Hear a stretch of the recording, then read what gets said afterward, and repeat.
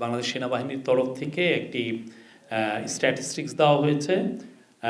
এই স্ট্যাটিস্টিক্সে বলা হয় যে পুলিশ স্টেশন থেকে লুটকৃত অস্ত্রের সংখ্যা ছিল 3619টি, আর সেনাবাহিনী কর্তৃক অদ্যাবধি উদ্ধার করা হয়েছে 2259টি বা 62.4% অলরেডি উদ্ধার করা হয়েছে।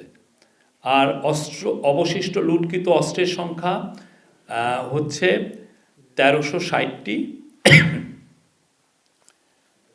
আবার গোলা বারুদের ক্ষেত্রে পুলিশ স্টেশন থেকে লুটকৃত গোলা বারুদের সংখ্যা ছিল, যা গোলা বারুদ ছিল তার অলরেডি 52% উদ্ধার করা হয়েছে।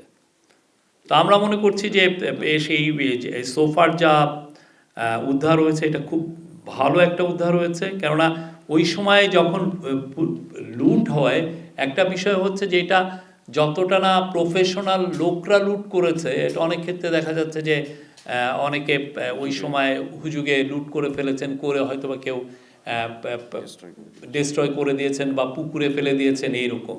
তো চিফ অ্যাডভাইজার আজকেও জোর দিয়েছেন যে লুটকৃত অস্ত্র যে করেই হোক এটা সর্বোচ্চ এফার্ট দিয়ে এটাকে রিকভারি করতে হবে।